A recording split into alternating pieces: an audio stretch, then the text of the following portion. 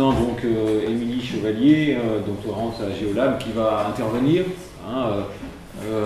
je pense que je n'ai pas besoin de te rappeler l'impératif de temps, puisque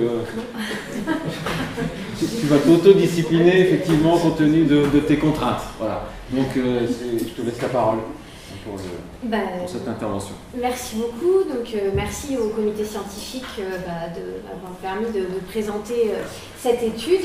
Donc, effectivement, rapidement, en un quart d'heure, l'océan comme capitale environnementale. Donc, ça fait peu de temps pour beaucoup d'eau. Première chose, rapidement, sur le contexte un petit peu, donc mon sujet de thèse porte sur la question des liens entre changement climatique, mobilité spatiale et insularité dans le Pacifique Sud. Autrement dit, la question des réfugiés climatiques dans les îles du Pacifique. Pour travailler sur ce sujet, j'ai fait une observation participante l'année dernière de la conférence de l'ONU sur les petits États insulaires en développement à Samoa. Donc c'était la troisième conférence du genre. Et en fait, ce dont je me suis rendu compte tout de suite en arrivant, c'est que, alors bien sûr parce que Samoa était même c'est un archipel fait de petites îles, mais c'est que dans la production de l'espace de la conférence, en fait, l'océan était partout. Donc les photos que je vous ai mises là, vous avez en haut la salle principale de négociation qui était décorée avec des portraits de pirogues traditionnelles polynésiennes. Ensuite, vous avez sur l'un des véhicules de la conférence un logo qui représente la planète mais orienté sur l'océan, enfin centré sur l'océan Pacifique.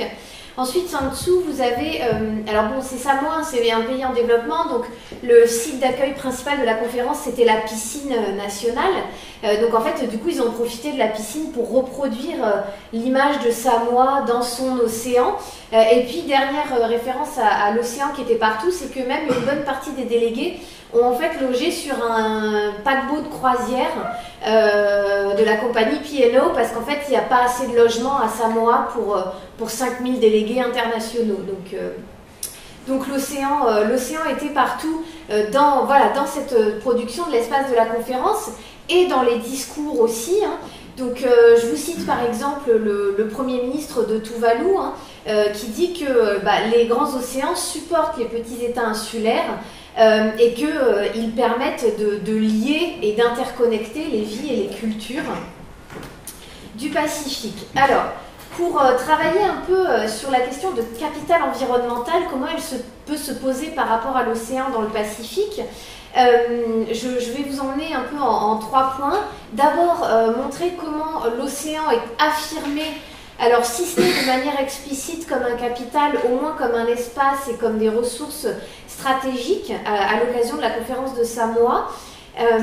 Ensuite, je réfléchirai sur les dynamiques, les relations entre les acteurs de la production de l'océan comme capital, et notamment pour voir quelles sont leurs visions qui sont différentes et en quoi est-ce qu'ils sont inégaux, en quoi est-ce qu'il y a des asymétries, et puis finalement faire écho à la présentation qui vient de nous être faite sur le dépassement de la notion de capital en Océanie avec la notion d'éthique, et on évoquera l'Anthropocène également. Donc, premier point sur l'affirmation de l'océan comme un capital. Il y a eu 2 choses sur l'omniprésence de l'océan à Samoa. D'abord, ça se fait au niveau de la représentation des espaces à la fois insulaires et océaniques. Ce que vous voyez là, l'image d'en haut, en fait, c'est l'une des affiches officielles de la conférence de Samoa. Et elle contient en fait une espèce de contradiction, puisque vous avez un îlot qui a l'air tout petit et qui est quand même pas mal dominé par certes un peu de végétation mais des rochers. Donc l'idée un petit peu d'une stérilité et puis d'un d'un îlot qui serait trop petit pour l'habitabilité humaine et qui s'oppose à la peinture qui a été faite par des élèves d'école primaire et qui ornait une des salles de la conférence sur toute la richesse des ressources qui se trouvent sous l'océan. Et puis donc ça c'est cette première opposition, c'est l'idée qu'on ne peut pas représenter les îles que comme des petits cailloux isolés et sans ressources, parce qu'elles sont elle flotte tout au-dessus d'un monde de richesse. Et deuxième double image dans ces affiches, c'est l'idée que cet îlot, il est en fait isolé, mais c'est contredit par le logo de la conférence, hein, qui représente les connexions entre les îles, c'est-à-dire le fait que l'océan n'est pas un espace qui met à distance, mais un espace qui lie.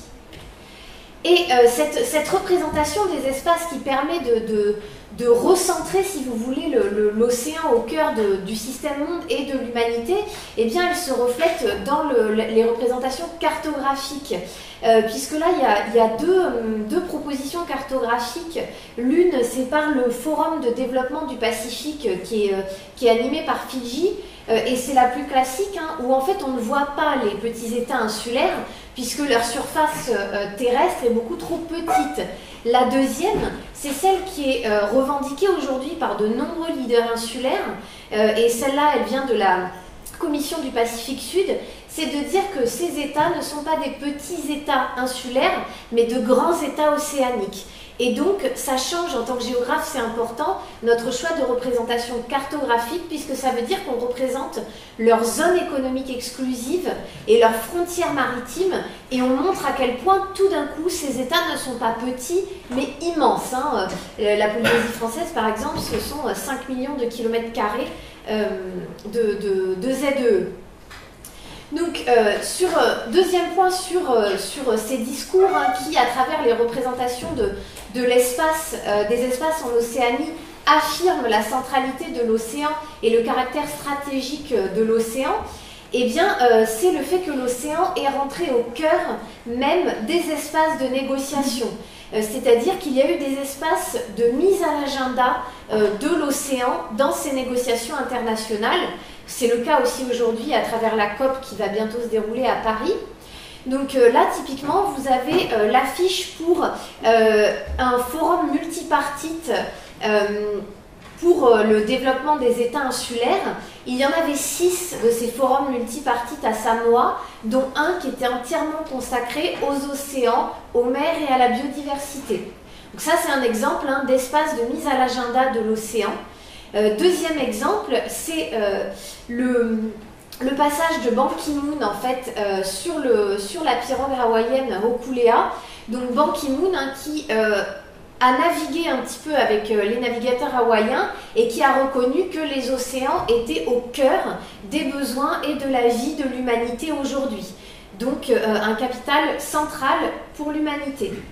Sauf que, je passe dans le deuxième grand temps de ma présentation, cette mise en capital, si vous voulez, de l'océan, finalement, là j'interroge un peu le mot capital, c'est qu'elle se fait de manière asymétrique, elle se fait de manière plurielle, c'est-à-dire qu'on n'a pas un seul sens et des acteurs qui tirent tous dans le même sens.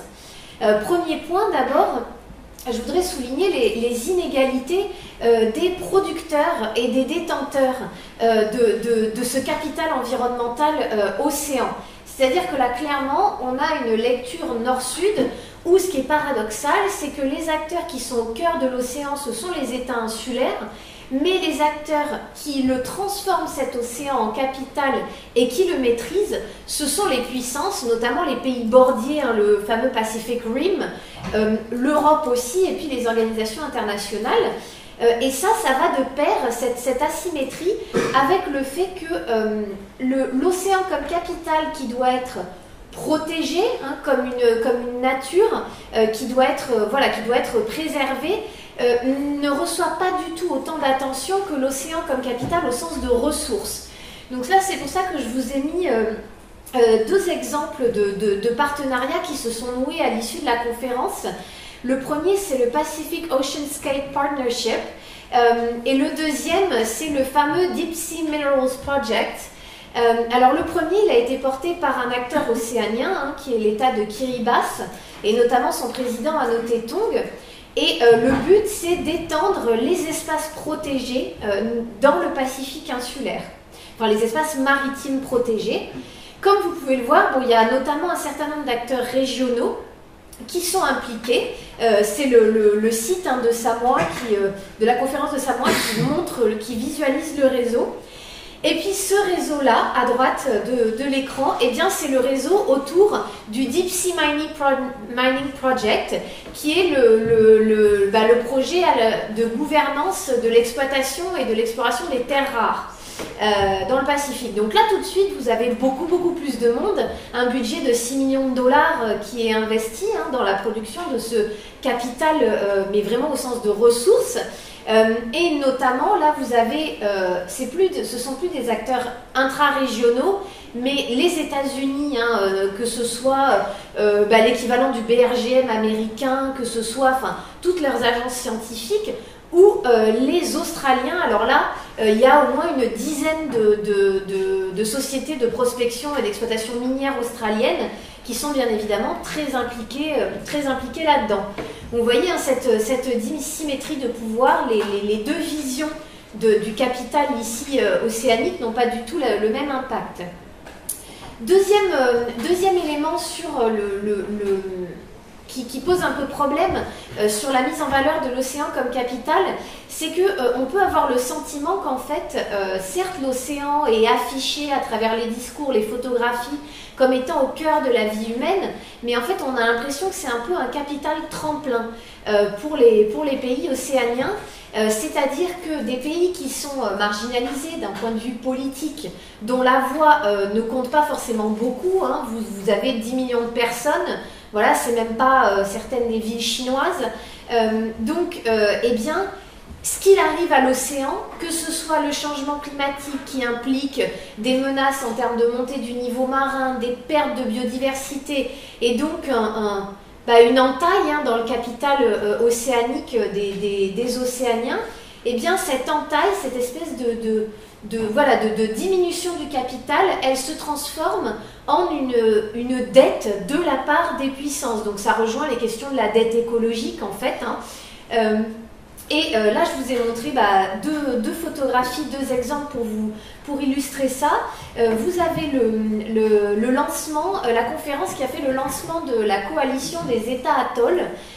Donc là, avec les présidents de Tuvalu, Kiribati, des Maldives, de Tokelau et des Marshall, qui ont notamment travaillé beaucoup sur la scénographie de la salle en mettant énormément en scène leur vulnérabilité face aux transformations de l'océan que les grands pays, comme ils les appellent, impriment au milieu. Et donc là, ce sont des protections vis-à-vis de la montée du niveau marin. Deuxième exemple, c'est une conférence organisée par le ministère des Affaires étrangères allemand sur la diplomatie climatique. Et dans les deux cas, on a eu une présence diplomatique forte de l'Allemagne et même des États-Unis. Le chef scientifique de la Maison-Blanche a assisté à la conférence de lancement des États atolls, c'est-à-dire que ça représente même pas 1 million d'habitants, et vous avez un personnage diplomatique central qui se déplace, qui fait un discours, qui fait des promesses et des engagements financiers. Et par ailleurs, l'Allemagne s'est montrée très intéressée dans cette conférence sur la diplomatie climatique en disant nous prenons bien note que les États insulaires, notamment celui de Tuvalu, déclarent que tous les États qui s'engageront sur le changement climatique auront des voix à l'ONU. Et là, la diplomate allemande a dit c'est très intéressant parce que on pense, nous, que l'ONU, il s'agirait de le réformer, notamment le Conseil de sécurité. Donc là, les menaces sur l'océan, les menaces climatiques, notamment sur l'océan, ça se transforme en un capital politique, en fait. Voilà. Troisième point, et là, je vais plutôt mettre une entaille dans la notion de capital, enfin pas une entaille parce que c'est pas une notion que je maîtrise, mais un élargissement en fait.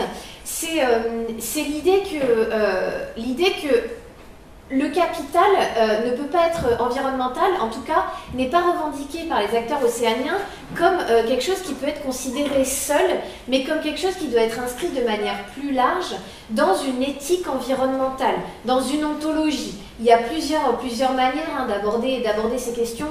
Les humanités environnementales ont tout un tas de termes, comme ça a été évoqué tout à l'heure.